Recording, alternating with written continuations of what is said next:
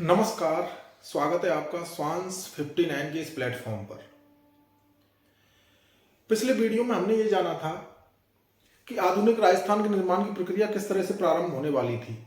आज का जो हम राजस्थान देख रहे हैं वो किस तरह से अस्तित्व में आया। अब हमको बात करनी है कि राजस्थान निर्माण किन चरणों में पूरा हुआ। तो इसका जो इतिहास की पुस्तकों में उल्लेख मिलता है तो वो प्रमुख 7 चरणों में राजस्थान का एकीकरण बताया जाता है। तो हमें यहाँ पर राजस्थान निर्माण के 7 चरणों का वर्णन देखने को मिलेगा। 7 चरणों के बारे में हम जानकारी लेंगे। तो पहली बात आपको याद रखनी है, राजस्थान निर्माण 1 नवंबर 1956 को पूरा हुआ। राजस्थान निर्माण 7 चरणों में संपन्न हुआ। राजस्थान निर्माण की प्रक्रिया मत्स्य संघ के निर्माण के साथ ही 17-18 मार्च 1948 को प्रारंभ हो गई थी। तो आइए जान लेते हैं हम 7 चरणों को क्रमवार और क्रोनोलॉजिकल ऑर्डर से हम जान लेते हैं कि 7 चरणों में किस तरह से राजस्थान का निर्माण पूरा हुआ। मैं आपको एक बात याद दिला देता हूं कि आप यदि इस टॉपिक को बिल्कुल गहनता से पढ़ना चाहते हैं, आपने सब कुछ पढ़ रखा है, तो ये वीडियो, ये लेसन आपके लिए नहीं है। ये लेसन उनके लिए है जो राजस्थान जीके को एक डर के साए में लेकर के चलते हैं। वो ये समझते हैं कि जीके पता नहीं क्या है। तो यहां पर हमारी कोशिश ये है कि जीके का एक जो आधार है वह तैयार किया जाए। बाकी आगे की चीजें तो सदा ही समझ में आ जाती हैं। सबसे मुश्किल काम होता है नींव का निर्माण करना, तो वही मेरा प्रयास है। तो आइए देख लेते हैं राजस्थान निर्माण के चरण। राजस्थान का एकीकरण 7 चरणों में पूरा हुआ, लेकिन राजस्थान का एकीकरण करना एक चुनौती था। अब आप ये पूछिए कि एक चैलेंज कैसे था, चुनौती कैसे था। भाई राजस्थान का एकीकरण है, सभी रियासतें उसी भूमि पर हैं, तो एकीकरण में परेशानी क्या थी? लेकिन थी परेशानी। राजस्थान के एकीकरण में सबसे बड़ी परेशानी थी अलग अलग रियासतों के रीति रिवाज, अलग अलग रियासतों की बोलियां, अलग अलग रियासतों की परंपराएं, अलग अलग रियासतों की प्रशासनिक व्यवस्था, और इसके अलावा रियासतों के जो शासक थे उनका मतैक्य ना होना, इतनी सारी समस्याएं थी। लेकिन फिर भी राजस्थान का एकीकरण पूरा हुआ। इस चुनौती से पार पाया गया सरदार वल्लभ भाई पटेल के प्रयासों से, भारत सरकार के प्रयासों से। तो राजस्थान निर्माण का पहला चरण शुरुआत, हम कह सकते हैं कि राजस्थान निर्माण की जो शुरुआत है, राजस्थान निर्माण का जो पहला चरण है मत्स्य संघ का निर्माण है। मत्स्य संघ का निर्माण होता है। मत्स्य संघ में 4 रियासतों को शामिल किया गया, अलवर, भरतपुर, धौलपुर, करौली। याद रखिए, राजस्थान निर्माण का पहला चरण मत्स्य संघ के रूप में प्रारंभ हुआ। मत्स्य संघ का गठन किया गया 17-18 मार्च 1948 को। मत्स्य संघ में 4 रियासतों को शामिल किया गया, अलवर, भरतपुर, धौलपुर, करौली। अलवर को मत्स्य संघ की राजधानी बनाया गया। धौलपुर महाराज थे उदयभान सिंह। उदयभान सिंह को मत्स्य संघ का राज प्रमुख बनाया गया। शोभाराम कुमावत थे। शोभाराम कुमावत को मत्स्य संघ का प्रधानमंत्री बनाया गया। तो ये बातें हैं मत्स्य संघ के बारे में। देखिए, प्रथम चरण मत्स्य संघ का निर्माण। मत्स्य संघ का निर्माण 17-18 मार्च 1948 को अलवर, भरतपुर, धौलपुर, करौली रियासतों को मिलाकर के मत्स्य संघ बनाया गया। मत्स्य संघ के राज प्रमुख थे उदयभान सिंह, जो कि धौलपुर महाराजा थे। मत्स्य संघ के प्रधानमंत्री शोभाराम कुमावत बनाए गए और अलवर मत्स्य संघ की राजधानी था। अब आ जाइए दूसरे चरण पे। दूसरा चरण, जिसको हम नाम देते हैं पूर्व राजस्थान संघ या पूर्वी राजस्थान संघ, या कभी कभी इसको राजस्थान संघ भी कह दिया जाता है। इसमें 9 रियासतों का विलय किया गया, 2 ठिकानों का विलय किया गया। तो 9 रियासतें और 2 ठिकाने मिलकर के एक संघ बन गया, एक कह सकते हैं राज्य बन गया अलग से, जिसका नाम है पूर्वी राजस्थान संघ। पूर्वी राजस्थान संघ 25 मार्च 1948 को बना। यह दिनांक बहुत ही महत्वपूर्ण है कि पूर्वी, कभी कभी सीधा प्रश्न आ जाता है पूर्वी राजस्थान संघ का निर्माण हुआ 25 मार्च 1948। तो 25 मार्च 1948 को पूर्वी राजस्थान संघ किन किन रियासतों को मिलाकर के बनाया गया है? तो यहां मैंने शॉर्ट में लिखा हुआ है, देख लीजिए। बांसवाड़ा, कोटा, बूंदी, झालावाड़, टोंक, डूंगरपुर, प्रतापगढ़, और इसके अलावा किशनगढ़, शाहपुरा। ये तो 9 रियासतें हो गई, और इनके साथ में 2 ठिकाने हैं, कुशलगढ़ और लावा। इन 9+2 को मिला देते हैं तो एक संघ का निर्माण हो जाता है, जिसको कह रहे हैं पूर्वी राजस्थान संघ। और पूर्वी राजस्थान संघ की राजधानी बनाया गया कोटा को। पूर्वी राजस्थान संघ के जो राज प्रमुख बनाए गए थे कोटा के महाराव भीम सिंह जी। और पूर्वी राजस्थान संघ या पूर्व राजस्थान संघ या राजस्थान संघ के जो प्रधानमंत्री बनाए गए वो बनाए गए गोकुल लाल असावा। अब आप लोग ये मत सोचना कि प्रधानमंत्री तो देश का होता है। आज हम प्रधानमंत्री को एक ऐसे पद के रूप में जानते हैं जो पूरे देश में एक पद होता है और वही देश का जो वास्तविक प्रधान है वह होता है। लेकिन यहां पर प्रधानमंत्री का मतलब सिर्फ यह है कि उस राजा का प्रमुख मंत्री मान लीजिए आप, क्योंकि रियासतें थी, राज प्रमुख का पद दिया जा रहा है तो एक तरह से जनता के प्रतिनिधि हो रहे हैं। अभी धीरे धीरे प्रक्रिया प्रारंभ हो रही है लोगों को मुख्य धारा में लाने की। तो यहां पर प्रधानमंत्री का मतलब आज के प्रधानमंत्री से नहीं है। आप यहां पर शब्दार्थ ले सकते हो इसका, प्रधान प्लस मंत्री। प्रधान का मतलब होता है चीफ, मेन, इंपॉर्टेंट, और मंत्री का अर्थ है मिनिस्टर। तो द्वितीय चरण दोबारा से सुन लीजिए आप। द्वितीय चरण में पूर्वी राजस्थान संघ का निर्माण हुआ। इसमें 9 रियासतें जैसे कि बांसवाड़ा, डूंगरपुर आदि प्लस 2 ठिकाने कुशलगढ़ और लावा को मिलाया गया। 25 मार्च 1948 को पूर्वी राजस्थान संघ का निर्माण हुआ। पूर्वी राजस्थान संघ की राजधानी कोटा थी। पूर्वी राजस्थान संघ के राज प्रमुख कोटा के महाराज भीम सिंह बनाए गए। पूर्वी राजस्थान संघ के प्रधानमंत्री बने गोकुल लाल असावा। अब आते हैं तीसरे चरण पे। तीसरा चरण है संयुक्त राजस्थान का निर्माण। अब आपको इसमें कुछ भी याद नहीं रखना है। हमने पहले जो पूर्वी राजस्थान संघ पढ़ा है, पूर्वी राजस्थान संघ में एक रियासत को और मिला दिया गया, एक रियासत का विलय और कर दिया गया। उसका नाम था उदयपुर या मेवाड़। मेवाड़ रियासत या उदयपुर रियासत का विलय करके और बन गया संयुक्त राजस्थान। यानी कि पूर्व राजस्थान संघ में आप उदयपुर अथवा मेवाड़ को मिला दीजिए और आपका बन जाएगा संयुक्त राजस्थान। संयुक्त राजस्थान बनाए 18 अप्रैल 1948 को। और संयुक्त राजस्थान के जो राज प्रमुख बनाए गए थे वो थे मेवाड़ के महाराणा भूपाल सिंह और इसके प्रधानमंत्री बनाए गए थे माणिक्यलाल वर्मा। संयुक्त राजस्थान का उद्घाटन स्वयं पंडित जवाहरलाल नेहरू ने किया था। यह आपको ध्यान रखना है कि राजस्थान निर्माण की प्रक्रिया में किस संघ या किस राज्य का उद्घाटन पंडित जवाहरलाल नेहरू ने किया, तो यह है संयुक्त राजस्थान।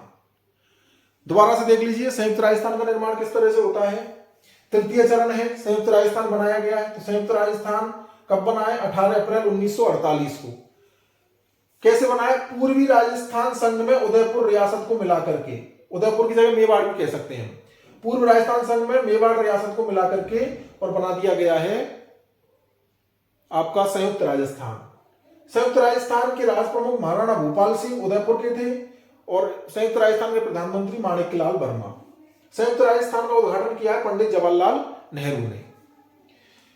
नेक्स्ट देखिए आप चतुर्थ चरण। चतुर्थ चरण में भी आपको यह याद रखना है कि तीसरे चरण तक संयुक्त राजस्थान का निर्माण हो गया। अभी मत्स्य संघ अलग पड़ा हुआ है, मत्स्य संघ बिल्कुल अलग है और संयुक्त राजस्थान अलग है। संयुक्त राजस्थान में 4 रियासतों का और विलय हो जाता है, जयपुर, जोधपुर, बीकानेर, जैसलमेर। जयपुर, जोधपुर, बीकानेर, जैसलमेर, इन 4 रियासतों को मिला दिया गया संयुक्त राजस्थान में। तो हमारा चौथे चरण में बन जाता है बृहद राजस्थान। और बृहद राजस्थान का निर्माण होता है 30 मार्च 1949 को। 30 मार्च 1949 को बृहद राजस्थान का निर्माण होता है। बृहद राजस्थान के जो राज प्रमुख बनाए गए थे वो थे मानसिंह द्वितीय, जयपुर महाराजा, सवाई मानसिंह द्वितीय। मानसिंह द्वितीय थे और बृहद राजस्थान के जो प्रधानमंत्री बनाए गए वो बनाए गए हीरालाल शास्त्री। ये वही हीरालाल शास्त्री हैं जो संपूर्ण राजस्थान, ये जिनको हम राजस्थान का प्रथम मुख्यमंत्री कहते हैं। हालांकि निर्वाचित नहीं थे लेकिन राजस्थान के प्रथम मुख्यमंत्री भी हीरालाल शास्त्री को हम कहते हैं। दोबारा देखिए चतुर्थ चरण में बृहद राजस्थान का निर्माण होता है। बृहद राजस्थान का अर्थ है कि संयुक्त राजस्थान में 4 रियासतें जयपुर, जोधपुर, बीकानेर, जैसलमेर का विलय कर दिया गया, बन गया आपका बृहद राजस्थान। और बृहद राजस्थान का निर्माण हुआ है 30 मार्च 1949 को। इसी 30 मार्च को हम राजस्थान दिवस मनाते हैं। बृहद राजस्थान के निर्माण की जो तिथि है 30 मार्च 1949, तो प्रतिवर्ष 30 मार्च को हम राजस्थान दिवस मनाते हैं। बृहद राजस्थान के राज प्रमुख मानसिंह द्वितीय बनाए गए, प्रधानमंत्री हीरालाल शास्त्री बनाए गए।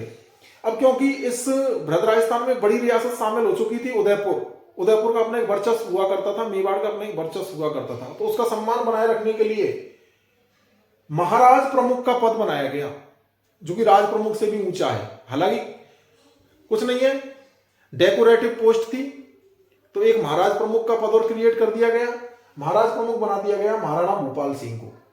आपको याद रखना है, बृहद राजस्थान के महाराज प्रमुख थे महाराणा भूपाल सिंह उदयपुर। और बृहद राजस्थान का यानी कि 30 मार्च 1949 को बृहद राजस्थान का उद्घाटन करते हैं सरदार वल्लभ भाई पटेल। तो आपको ध्यान रखना है कि एक तो थे आपके पंडित जवाहरलाल नेहरू। पंडित जवाहरलाल नेहरू ने जो उद्घाटन किया था वो संयुक्त राजस्थान का किया था, और सरदार वल्लभ भाई पटेल ने जो उद्घाटन किया है वो आपके बृहद राजस्थान का किया है। उसके बाद पंचम चरण, पांचवा चरण होता है। पांचवें चरण में क्या होता है कि ये जो अपना बृहद राजस्थान है, इसमें अभी देखो मत्स्य संघ अलग है, अब मत्स्य संघ कोई भी इस बृहद राजस्थान में मिला दिया गया, एक प्रशासनिक इकाई बना दी गई है। मत्स्य संघ जो कि सबसे पहले बना है 17-18 मार्च 1948 को, मत्स्य संघ और बृहद राजस्थान दोनों को मिला दिया गया, अब नाम दे दिया गया संयुक्त बृहद राजस्थान। तो यहां पर 15 मई 1949 पंचम चरण संयुक्त बृहद राजस्थान का निर्माण 15 मई 1949 को, 15 मई 1949 को संयुक्त बृहद राजस्थान का निर्माण हो जाता है। कैसे हो जाता है? ये जो पूर्व चतुर्थ चरण है बृहद राजस्थान में मत्स्य संघ को और मिला दीजिए, तो एक प्रशासनिक इकाई बन गई जिसका नाम दे रहे हैं संयुक्त बृहद राजस्थान। तो मत्स्य संघ और नीमराणा ठिकाना, आपको पता है ना 3 ठिकाने थे राजस्थान में एकीकरण से पहले, कुशलगढ़, लावा, नीमराणा।